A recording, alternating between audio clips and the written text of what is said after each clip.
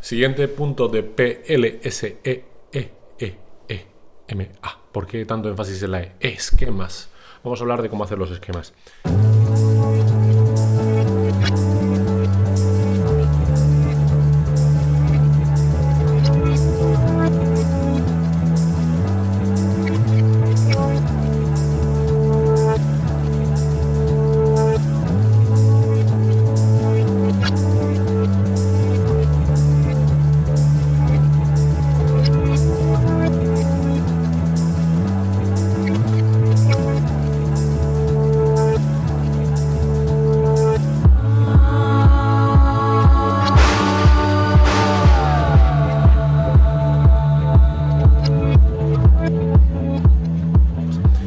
Vuelvo otra vez a lo mismo. Ya hemos hablado de la prelectura, la lectura, el subrayado y ahora vienen los esquemas.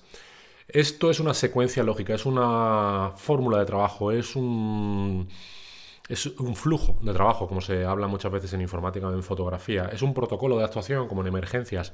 Es un procedimiento, si queréis, como utilizo yo en la práctica, en la vida del juzgado del día a día. Se trabaja con procedimientos, son rutinas encadenadas. ¿Y funciona? ¿Por qué? Se ha puesto en relieve que la vida funciona con rutinas, que es una palabra fea, pero que te da seguridad. Entonces, el utilizar una determinada rutina, secuencia lógica continuada de trabajo, cuando memorizas, cuando clavas codo, te da seguridad. Y además porque va haciendo el resultado. A veces es verdad que a veces estás empanado.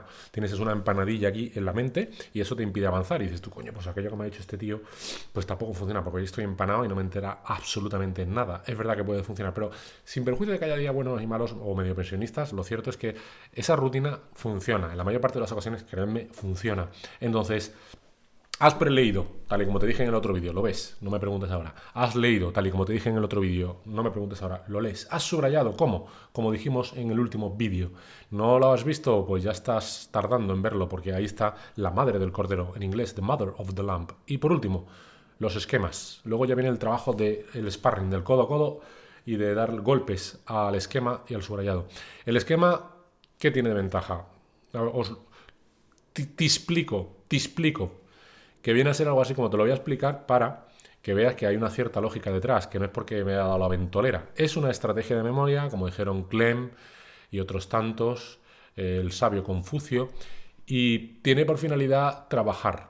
Dice Clem que además la memoria se facilita mucho con todo lo que es manual.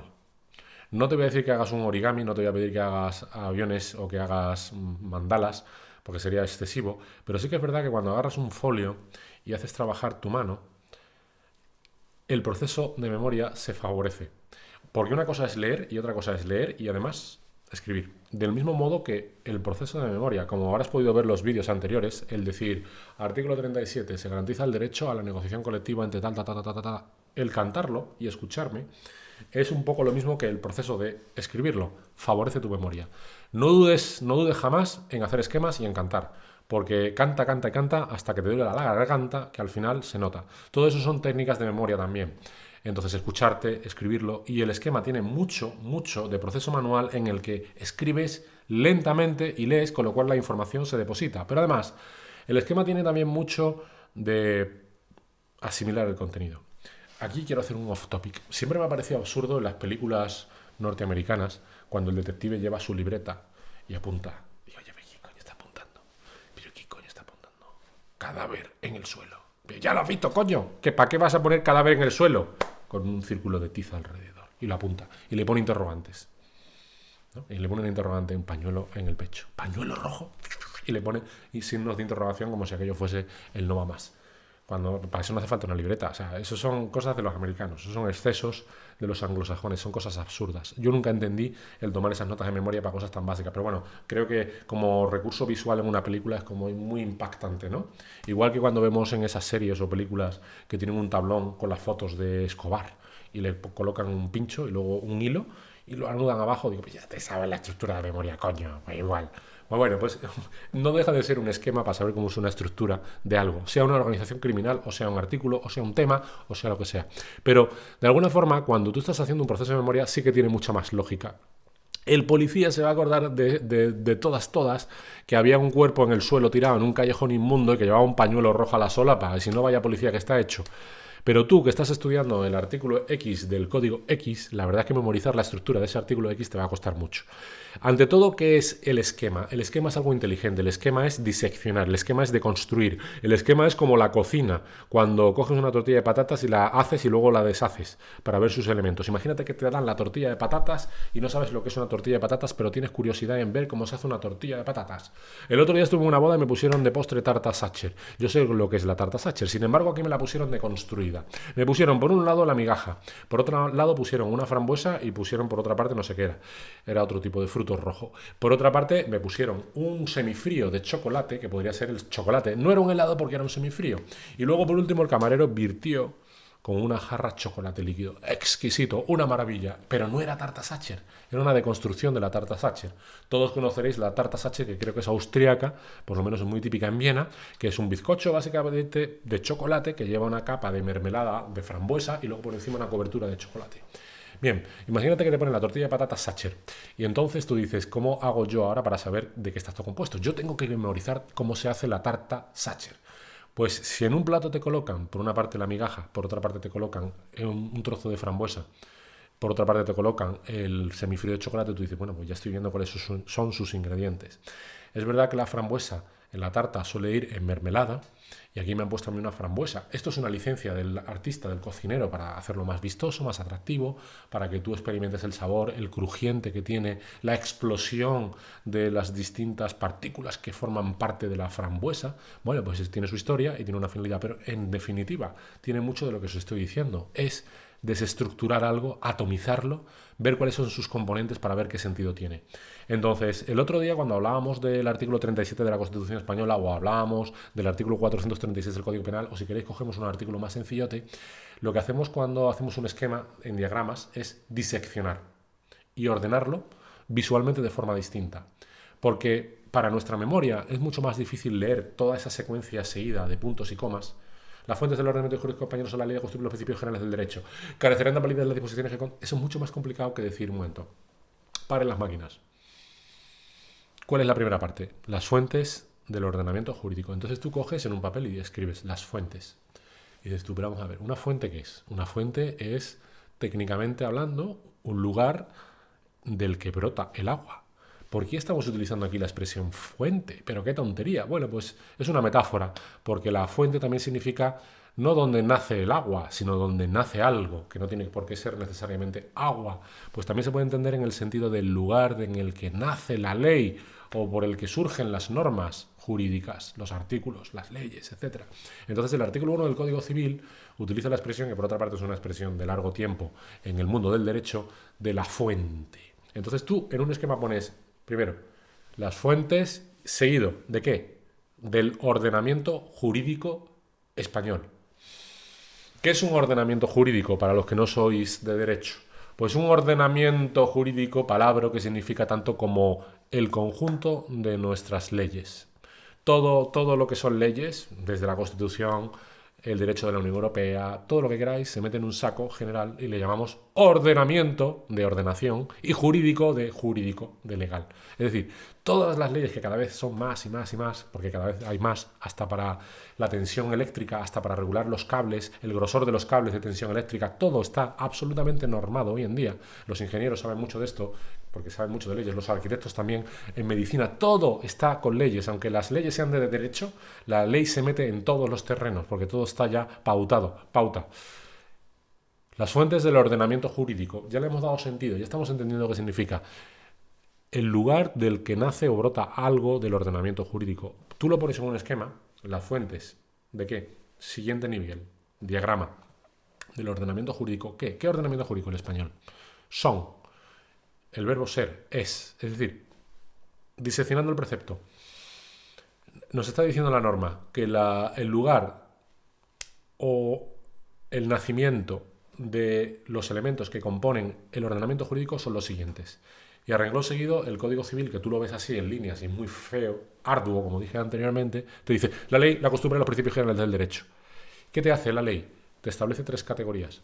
¿Qué ocurre con las leyes? Las leyes generalmente se publican en el Boletín Oficial del Estado y entran en vigor a los 20 días, salvo que dispusieran lo contrario, como continúa diciendo el artículo, no este. Y la ley tiene estructura de ley, como un libro. como cualquiera. Quizás yo le quise dar visualmente otro. Como soy consciente de ello, cuando yo escribí el libro, pues utilicé, pues como cuando hice mis apuntes, utilizo distintas técnicas para hacerlo visualmente más atractivo. Pero el legislador, cuando publica una norma en el BOE, cuando tú coges una ley en el BOE, es todo un seguido, un imposible. Es verdad que el legislador moderno le pone títulos a los artículos, cosa que antes no hacía. Tú coges el Código Civil y tú en el Código Civil no encuentras un título sobre el artículo 1. Ahora sí. Ahora una ley más moderna sí que te dice artículo 13 de la unidad de convivencia o de las rentas de no sé cuánto, de la ley de ingreso mínimo vital, por ejemplo. Es un ejemplo, igual me equivoco, ¿eh? Pero sí que te pone un título, entonces tú sabes de qué va el artículo. Antes no lo hacía así. Y seguidamente te empieza a hacer una enumeración y a veces el legislador, cuando elabora la ley, te lo establece en punto y aparte y visualmente te hace la información más atractiva porque ves un punto y aparte y ves una lista. Pero hay otras veces que el legislador la lista la hacía de seguido, con una coma y el siguiente. Entonces visualmente es imposible.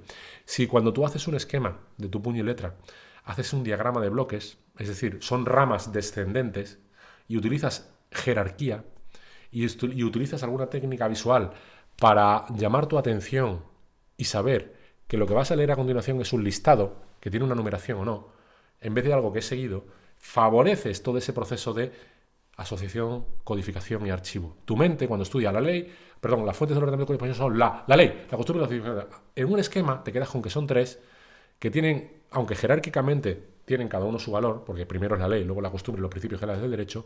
Si tú eso, en vez de leerlo de seguido, lo pones en un diagrama de bloques, uno debajo del otro, la ley, la costumbre y los principios generales del derecho, ya te garantizo que te queda en la memoria saber que tienes que hacer referencia a tres fuentes y que además tienen esa estructura jerárquica. La ley, que vale más, la costumbre, que vale menos, y los principios generales del derecho, que vale menos, entre comillas, ¿vale? Esto es para que nos entendamos. Eso es lo que tiene un esquema.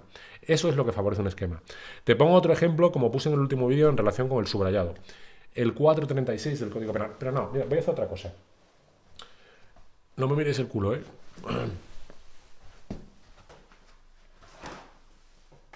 Vale. No me miréis el culo, que yo ya no estoy en edad de enseñar. Para que esto no sea bla bla bla, bla bla bla, bla bla bla de derecho, y para que no me podáis acusar de que solamente hablo de posiciones de derecho, os voy a hablar de lo que dice este párrafo de la contraportada de Juego de Tronos quinta temporada, donde un dragón se va a merendar a un Lannister. Dice, la serie más vista en la historia de HBO. Ese es el título. El fenómeno televisivo mundial Juego de Tronos continúa siendo un éxito, bla, bla, bla. Y los 12 premios Emmy. O sea, si yo tengo que hacer un esquema, yo tengo que memorizar, vamos a un ejemplo práctico, si yo tengo que memorizar todo esto con esta letrita tan abigarrada, tan apretada, tan seguida, a mí me va a hacer la labor memorística muy ardua el hecho de tenerlo tan apretujado, de tenerlo todo tan pegado. Esto no favorece un proceso de memoria. Sin embargo, si yo cojo de tijeras, tiro de tijeras y disecciono, ya empiezo yo a quedarme con elementos básicos. Yo pondría en un esquema, parte, título, fenómeno mundial Juego de Tronos. Aquí se hace en autobombo, la primera frase, más vista en HBO. Bueno, pues ya tenemos una información importante. Pondría el título, fenómeno mundial. Primera línea, serie más vista HBO. Siguiente, 12 premios Grammy. Fijaos que con esto ya, todo esto que está tan apretado, es información que yo he seleccionado. Obviamente estarás pensando, amigo Lannister, y con razón, que esto lo has podido hacer con el subrayado. Y yo te diré, pues tienes toda la razón del mundo. Yo haría lo mismo subrayando. Cogería colorines y estas informaciones las iría categorizando, etiquetando con distintos colores. Pero ahora estoy favoreciendo la memoria y estoy haciendo un esquema en el que además también voy a seguir trabajando la memoria y dándole caña con esto mismo. Entonces yo pondría un esquema que ocuparía muchísimo papel, ya sé, repito, esto para el medio ambiente no es lo más adecuado, pero yo lo pondría por esquemas. Y pondría, primero, la serie más vista de HBO, coma. Siguiente, diagrama de bloques. 12 Grammys. Ya me queda con información esencial. En realidad lo esencial es lo más visto de HBO y 12 premios Grammy. Continuamos. Esta temporada comienza con el vacío de poder de los protagonistas que buscan llevar a través de Poniente y Esos. La hostia, ya aparece un nombre raro. Que podía ser el nombre Principio General del Derecho o podía ser Esos, que me imagino que será una zona, región, comarca, mundo imaginario o zona del mundo imaginario de Juego de Tronos. Entonces, bueno, pues yo pondría mi esquema vacío de poder entre Poniente y haría un diagrama de 2 ramas, poniente, barra para abajo, esos.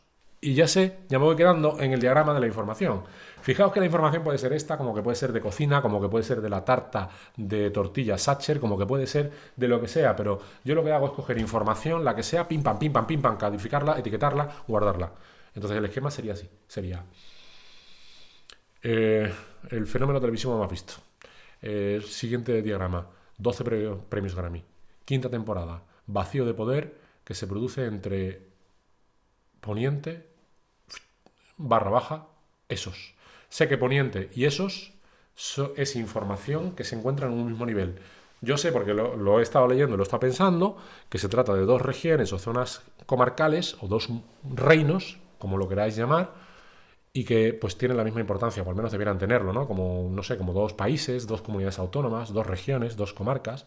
Entonces sé que a nivel de categoría, concepto, tienen la misma importancia. No tengo que establecer una jerarquía de valores entre ellos, como cuando hice ley, costumbre y principios generales del derecho. Ahí los utilicé de más a menos. Barra superior, nivel inferior, nivel inferior. Aquí, como sé que son de la misma importancia, ¡brum!, hago un diagrama que los equipara a nivel de importancia, poniente y esos. Y chacha, bla, bla, bla, bla, bla. ¿Con eso qué estoy haciendo? Pues es que la memoria funciona básicamente como el esquema. Quizás el esquema, como ningún otro, pone de relieve cómo funciona nuestra memoria. Lo mismo que estás haciendo en el papel visualmente es lo mismo que está haciendo tu mente. Tu mente va labrando con esa central nuclear de explosiones nucleares, químicas y eléctricas que se están produciendo, va tejiendo una ramificación de diagramas. Va tejiendo tentáculos, van creciendo para allá y para acá. ¿Esto qué es? Esto lo ponemos en el casillero de ocio. Esto lo ponemos en el casillero de series de televisión. Y a su vez lo hemos llevado al nivel o al casillero de Juego de Tronos. Y a su vez dentro de Juego de Tronos lo metemos en el casillero de quinta temporada. Y a su vez esto va en el casillero de exposición general de qué va la quinta temporada. La introducción de la quinta temporada. Ese esquema es lo que hace tu mente cuando codificas, cuando almacenas la información. En definitiva, es lo que hace un esquema cuando estás haciendo un tema, cuando estás confeccionando un tema. Y a su vez te está sirviendo para memorizarlo. Fijaos, pues otra vez, yo ahora ya he sido capaz de contaros de qué va, a grosso modo, y los Grammys que se llevó la 4ª temporada, cuando he leído y he hecho un diagrama de lo que es digamos, la intro de la contraportada de la 5ª temporada del Juego de Tronos. Así funciona la memoria. Ahí termino el vídeo sobre los esquemas. Muchas gracias por vuestra atención.